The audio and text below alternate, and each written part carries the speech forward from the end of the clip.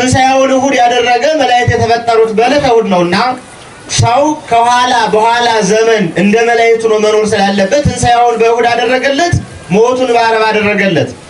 የአንድ ኦርቶዶክሳዊ ምዕመን በሕይወተ ሥጋ የሚኖርባት ዕለተ ዓርብ ናት። ከሞት በኋላ ያለባት ዕለተ እሑድ ናት። ስለዚህ ዓርብንም እሑድም እያሰበ ይኖራል። ትንሣኤውንም ሞቱንም ትንሣኤውንም እያሰበ ይኖራል ማለት ነው። የክርስቶስ ሕማሙን ሞቱን ብቻ አናስብም፣ ዕርገቱንም እናስባለንና በዚያም የህሊና ምጥቀትን የአእምሮ ትንሣኤን ወይም የህሊና ትንሣኤን እያሰብን የምንኖርበት ትምህርት ነው ማለት ነው። ታዲያ እንደሚታወቀው ቸርነቱ ይገለጽ ዘንድ ፍጥረት ተፈጥሯልና የመጨረሻው ፍጥረት ሰው እንደሆነ ይታወቃል። ሰው ሁሌም እንዲህ ብሎ ያስብ፣ በምድር ከተፈጠሩ ፍጥረታት የመጨረሻው ፍጥረት ነኝ ብሎ ማሰብ አለበት። ከሰማይ በታች ከምድር በላይ ሁሉን ግዛ ንዳ ብሎ የሰጠኝ ነኝ፣ በመልኩና በአርአያው የፈጠረኝ ነኝ። እንደ ንጉስነቱ ሁሉ ሲፈጠር ሲያልቅ ነው አዳም የመጣው ማለት ነው፣ የምድር ንጉስ ስለሆነ። ስለዚህም በክብር እንደምታስታውሱት አክብሮ አግኖ አልቆ በልጅነት በጸጋ ከፍ አድርጎ በተፈጠረ በ40ኛው ቀን ገነት እንዳስገባው ይታወቃል። ታዲያ ገነት እንደ ቤተ መንግስት የዓለም እንደ ግዛት ነው የነበረው። ገነት እንደ ቤተ መንግስት ነው እንጂ ከዚህ ዓለም እንዲርቅ አይደለም። ይህች ዓለምን እንደ ምስፍናው እንዲያው ከተማ ያለ ሰው ሁዳዱን ከከተማው አፋ ሆኖ እንደሚያሳርስ አዳምም የዚህ ዓለም የንግስና ሁዳዱ በዚህ ዓለም ላይ ነበረ። ገነትን ቤተ መንግስት አድርጎ በዚያም አኗኗሩ ቢበላም አያጠግበውም፣ ባይበላም አይረባውም ነበር። የውስጥ አራዊትም አልበቀሉበትም። በዚህ ድልድል ህሊና ውስጥ ነበር ለጊዜው። ነገር ግን ቅዱስ ዮሐንስ አፈወርቅ እንደሚነግረን በማዕርግ የቅዱሳን ማዕርግን በሁለት ይገልጻቸዋል። አንደኛው ፍጹማዊ ማዕርግነት መሰረት አድርጎ ነው የሚጀምረው ትምህርቱ በማመን ባለማወቅ ግን ለሃይማኖት ያህል በመረዳት በተገለጠው ትምህርት ላይ ጸንቶ በመኖር በመቀበል በመጠበቅና በመስጠት ላይ ባለ ትምህርት ላይ የሚኖር ትምህርት ነው የክርስትና ትምህርት። ጅማሬው ሁሉ እንዳልኋችሁ ቅድምናዊ ነው። በዚያ ቅድምና ውስጥ ነው ሁሌም እያሰብን የምንሄደው። ከዚህ የተነሳ ብዙ ጊዜ የምናውቃቸውንም ላለማወቅ ጥረት እናደርጋለን። ማለት በዘላለማዊነት ውስጥ ያለውን ትምህርት እውቀት ምስጢር ዘላለማዊነትን ስናይ እኛ ከምንረዳት ጋር ይምን ስለምትሆን የምናነጻጽረው ሁሌም ከትልቁ ድካማችንን እናይበታለን ማለት ነው። እግዚአብሔር እንዲህ ዛሬ ባለው መጠን ከጽራርያም እስከ በርባሮስ ከበርባሮስ እስከ ጽራርያም ፍጥረት አልነበረም ብለን ነው ብንጀምረው። ከዚያም በኋላ ፍጥረት አልነበረም። ፍጥረት ሳይኖር ካለመኖር ወደ መኖር ይህንን ፍጥረት በሙሉ ረቂቃኑንም ግዙፋኑም በባህርም በየብስ ያለውን በሙሉ ከእሑድ እስከ ዓርብ ባለው ፈጥሯል ነው። ይሄ ምንም ጥርጥር የለም። ትምህርታችን ነው ዕለት የምንማረው ሁላችሁ የምታውቁት ነው ብዬ ማስበው ስለሆነ ማለት ነው። እነዚህም የእውቀት ማዕከሎች የምናውቃቸው 4 ነገሮች ናቸው። አንዱ ስለ እግዚአብሔር ነው፣ አንዱ ስለ ስነ ፍጥረት ነው፣ አንደኛው ደግሞ ስለ ቅዱሳን መላእክት ነው፣ ቀጥሎ ያለው ቅዱሳን ስለ ሰዎች ነው። ከዚህ ውጭ እውቀት አይኖርም። ወይ ስለ እግዚአብሔር ነው ምንድነው ቅድምናው ድህርናው አንድነቱ ሶስትነቱ ምልአቱ ርቀቱ ዓለምን ያዳነው ተግባሩ አጠቃላይ ለሰው ያደረገው ቸርነት በሙሉ የሚታይበት ነው።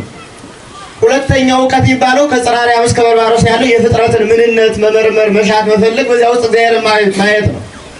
ሶስተኛው እውቀት ይባለው አጠቃላይ የእግዚአብሔር ሊቃናት 100 ነገድ ሆነው የተፈጠሩ መላእክት ምን እንዴት ናቸው ብሎ በተቻለው መጠን የገለጻቸውን ያህል ማወቅ ነው። ሶስተኛው እውቀት ይባል አራተኛው እኛን ራሳችን ተፈጥረን ከምን ወደ ምን እንደምንሄድ የሚታይበት መንገድ ነው ማለት ነው። ከዚህ ውጭ እውቀት አይመጣም። በዚህ አውድ ውስጥ ነው የሚሽከረከረው አይምሮ ሁሉ የሚሽከረከረው በዚህ ውስጥ ነው። እኛም ወጥተን ወርደን የምናየው በዚህ ውስጥ ነው። ይሄም ሁሉ እንደ እውቀት ባናየው ራሱ ትልቁ እውቀት ከእግዚአብሔር ጋር በጸጋ መዋሃድ ስለሆነ በህይወት መገኘት ስለሆነ ወደዚያ እንዲመራን ነው ሁሉ የምናየው ማለት ነው የሚያሳየን። ታዲያ ካለመኖር ወደ መኖር ፍጥረትን አመጣ ስንል ስሙን ቀዳሽ ክብሩን ወራሽ ፍጥረታት 2 ብቻ ናቸው፣ ሰውና መላእክት ይታወቃሉ።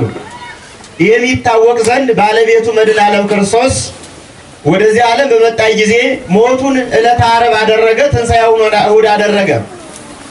ሞቱን በዓርብ ያደረገው የመጣው ለሰው ስለሆነ ለሰው እንዲሞት ነው፣ ወይም ደግሞ ሰው አርአያውን የሚወርሰው ስለሆነ ነው።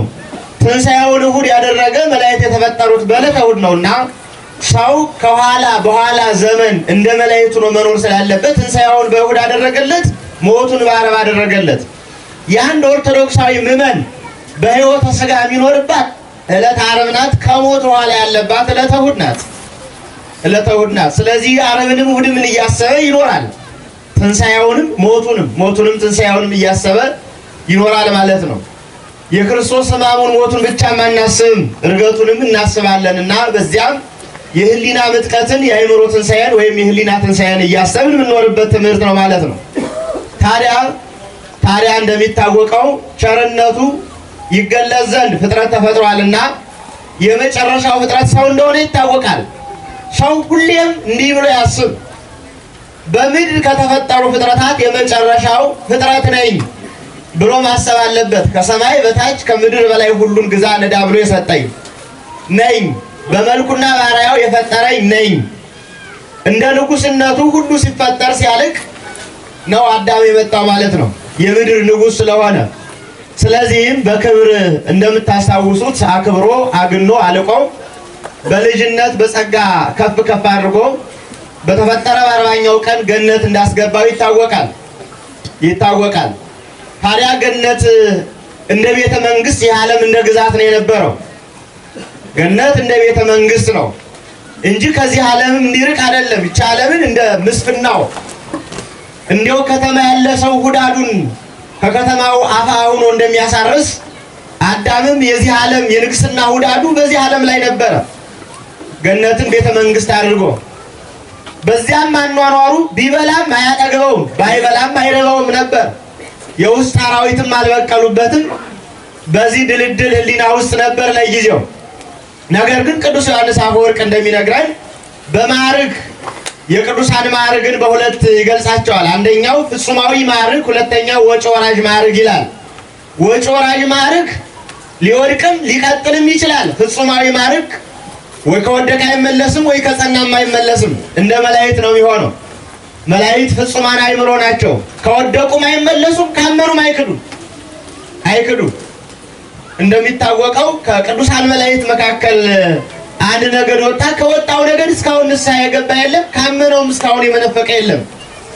ጽኑ ህሊና ነው። ይህንንም አባቶቻችን ሲተረጉሙ እንደ ፀሐይና እንደ ጨረቃ ብለዋል። የፀሐይ ሙላት በብርሃኗ ሁል ጊዜ መገለጥ ነው። ጨረቃ ደግሞ በጉለትም በሙላትም ትገለጻለች።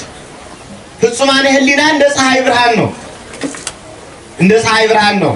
ያ በብርሃን እስከ ምጽአት ድረስ እንዲገለጽ በፍጹማዊ አእምሮ የሚገለጹ አሉ። ለጉለታቸውም ፍጹም ነው። ስህተቱን በስህተት ጸንቶ የሚኖርበት ዲያብሎስ ከነሰራዊቱ የሄደው በዚያ ነው።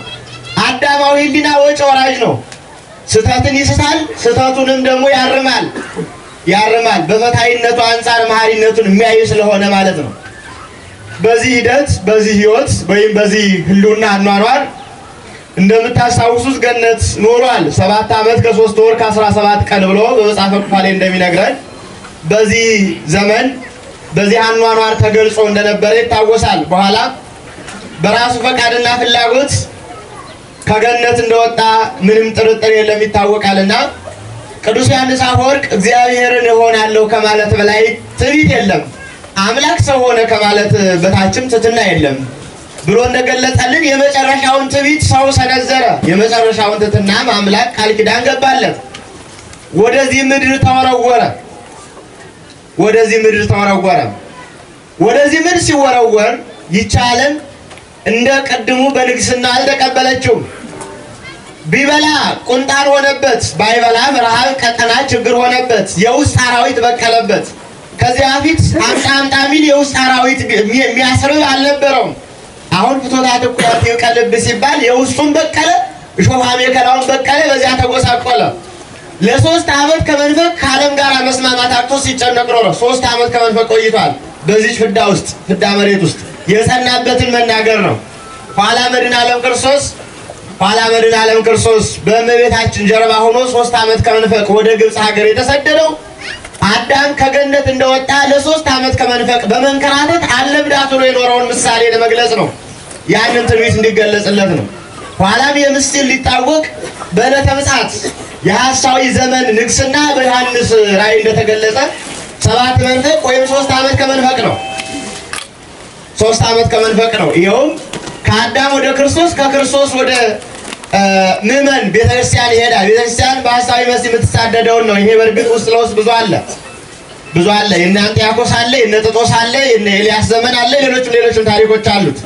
ታዲያ ክፍት አድርገን ለማየት ከገነት ከወጣ በኋላ መሬት እንድታበቅልለት፣ እንስሳት አራዊት እንዲገዙለት፣ እንስሳትም እንዲታለቡለት፣ አጠቃላይ እንዲላላኩት፣ አርዶ እንዲበላቸው፣ አስብቶ እንዲመገባቸው የተሰጡት ሁሉ ተጣሉት። መሬት ራሷ ተጣላችሁ።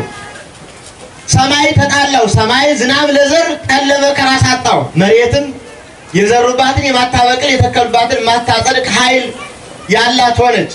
ቢቸግረው ዘር መበተን ጀመረ። እንዲያበቅልለት ያብቅልልህ የምድር እጽዋትን ተመገብ ያለው መሬት ራሷ አላበቅላለች። ቢቸግረው መሬት እየቆፈረ ዘር መቅበር ጀመረ። አዋፍ እየበሉም አወጡበት። በብዙ ጣርና ድካም ይችን ዓለም ለመላመድ ሞከረ። እማይለመድ የለም፣ እንደምንም ለመዳል። የሞት ሞት አለው። በዚህ ሞት ወዲያኛው ሞት ቀጠለበት። በእርግጥ ከባዱም ይሄ ነው። በዚህ ሙቶ በዚያ ሙቶ መቀጠል ሁለቱም ሞት ማግኘት ነው። በኋላ በዚህ ዓለም በዚህ ከ3 ዓመት ከመንፈቅ በኋላ ብዙ ጸጋዎች ብዙ የጸጋ ምልክት ተስፋዎች ተሰጥተውታል። በእርግጥ ቀደም ብለው ምልክት አይቷል። ልጅ ከልጅ ልጅ ይወለዳል የሚል ተስፋም ተነግሮት ነበረ። 98 ዓመት በሐዘን ኖረ። የእግዚአብሔር መልአክ ቅዱስ ገብርኤል መጥቶ ነገረው። አዳም ሆይ እግዚአብሔር የሚያድንህ ከልጅ ልጅ ተወልጄ ነው ብሎሃል። ስለዚህ ምን ነው አንተ ልጅ አልወለድህም? ምን ነው አለው። ምንድነው ልጅ መውለድ አለው። ነገረው። ዋይ መራለ ሔዋን በግብር አወቃት፣ ልጅ ወለደ። ከ98 ዓመት በኋላ ሁለቱን ገብተው ይቆጠራሉ። 100 ዓመት ማለት ነው። ዓለም በተፈጠረ ዘመን በተቆጠረ በ100 ዓመት አዳም ልጅ ወለደ። የአዳም ልጆች አደጉ። አቤል፣ ቃየል፣ ኑዳቅሌም አደጉ። 30 ዓመት ሞላቸው። 30 ዓመት ሲሞላቸው እንደገና ዓለም በተፈጠረ ዘመን በተቆጠረ በ130 ዓመት ሞት ወደዚህ ዓለም ገባ። ይኸውም የወለደው የአዳም አኗኗሩ ተጎሳቆለ። ያፈራው ያረባው ለመስዋዕት ሆነ፣ የወለደውም ለሞት ሆነ።